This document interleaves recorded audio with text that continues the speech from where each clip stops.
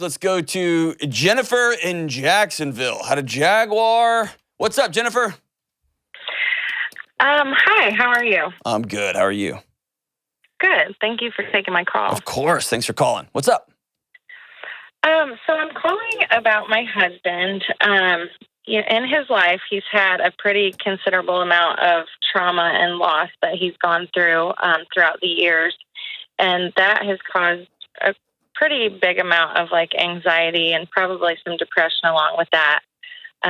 He is medicated for that from his physician, but I also feel like he is using alcohol and marijuana as self-medication. Mm-hmm. So I'm just worried that, he has a family history of addiction, and I'm worried that it could spiral down that rabbit hole. And I just really don't want that for us and for our family. Yeah. So my question is, how do I help him with this particular issue when he doesn't seem to feel like it's a problem? Can I tell you the truth? Yes. You can't. And I hate that. Right. And I know you know that, and I know that's not what anybody wants to hear, but you can't. He's going to have to come to the conclusion that he's worth being well, and that he's worth being loved, and that he's worth healing, and he's worth connecting. And weed helps things slow down and helps us forget, and alcohol helps things slow down and forget, and it's a cheap substitute chemical for connection. And as somebody who loves somebody who's self-medicating that way, it feels like he's cheating on you with those. It feels like you're sitting right here and saying, why, what is it about me that can't fill that gap? And you need to hear me say it has nothing to do with you. Okay. But at the end of the day, you can't. The only thing you can do is decide, what will me and my kids tolerate when it comes to our safety, when it comes to presence, when it comes to what are we communicating to our kids, that this is what marriage looks like, this is what a husband and a dad looks like. That's all you can control. Tell me about some conversations you've had with him. So I've encouraged him to go to counseling, and we went to marriage counseling together, but he has never done individual counseling. Yeah. I do think that he knows that's necessary, but it seems like there's always an excuse as to why it's not going to happen. He doesn't have time, or he doesn't want to spend the money, or something along those lines. But I guess when I say he doesn't think it's a problem, I think that he thinks, because he's a functional adult, he has a really good job, he has, a wife and a beautiful child, and he's a really good dad. I think that he just sees that and is like, I don't see what the big deal is if I want to do these things in the evenings. Gotcha. And what are you missing out on? Why is it a big deal? He's got a wife and a beautiful kid and a good job. Why don't you back it off 30%, Jennifer? So what are you missing? So I guess he just emotional connection. I feel like he just does these things and then he's totally disconnected. We don't really have fruitful, meaningful conversations in the evenings. Once we put her to bed, this is kind of what he does, and it's just do this, watch TV, and then on the weekends, with his guy buddies, he wants to go rage and have a good old time and just forget about it. And I just think that emotionally in our relationship, that it really impacts our connection. I'm sorry. That feels lonely, doesn't it? Yes. How old's your little one? She's 2, and I'm actually pregnant for a second one. Congratulations. Thank you. And if you're just listening to this, my head drops. It's so common for a baby to be born and somebody with childhood trauma. Their body remembers that story. And their body sounds every alarm possible. And if you don't have the tools on meaningful conversations, and you don't have the tools that help you lean into uncomfortable relationships, then mom and baby become this, like, just a constant reminder of what a loser you are. And it just creates distance and space and distance and space. And so I'm not going to beat him up. The brave, hardest, toughest, strongest, most raged out thing he could do would be to go get to lean into this discomfort.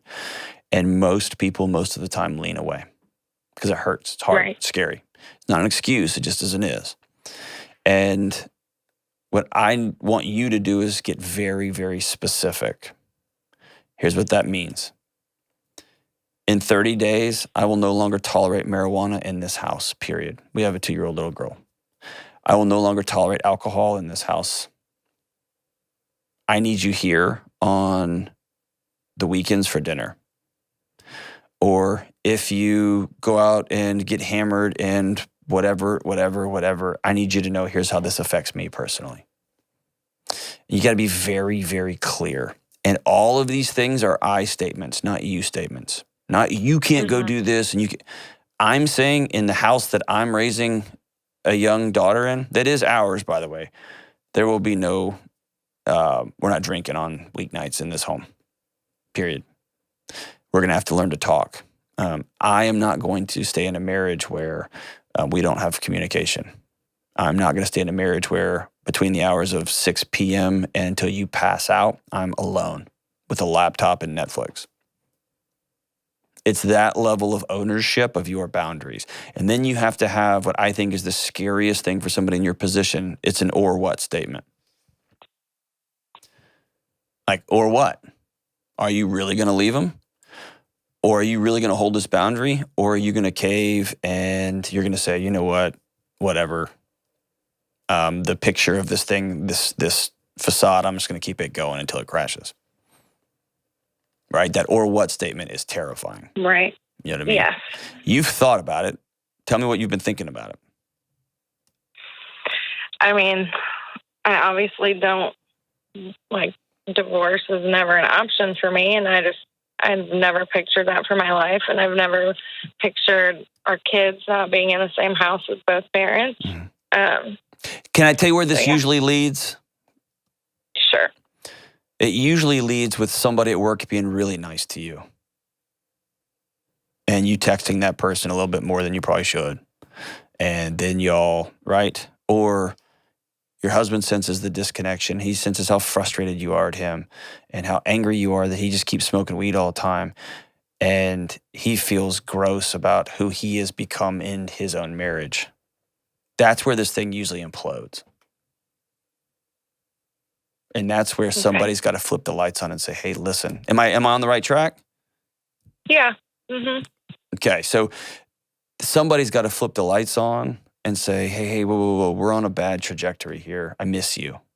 And I don't have the tools to bridge this gap. You don't have the tools to bridge this gap. The only thing you can do is go to counseling yourself. Have you gone to individual? I have not. Okay, I'd recommend that. Okay. Because you're going to need the strength and the boundaries and the practice and the all the, right? And you're going to provide a model for, this is how far I'm willing to go to get well, to connect with you. Okay. Instead of, hey, you need to quit drinking so much at home, or I really don't like it when you smoke weed. Use I statements like, I miss you. I would like to connect in the evenings without alcohol and without weed. I don't like sleeping with you when you've been drinking. The whole thing's just weird. I don't like having to come in and put a blanket on you. I want you to come sleep in bed with us. Like, right? You see what I'm saying? I want these to be ownership statements and I statements. Is your husband hurting? Or is he just kind of is he broed out, trying to live out his bros? No, I mean, I think he definitely hurts. He didn't grow up with a father figure. His dad passed away when he was 2. His mom was, during middle school and high school, was a drug addict. And then he lost his best friend. His brother passed away of a heart condition.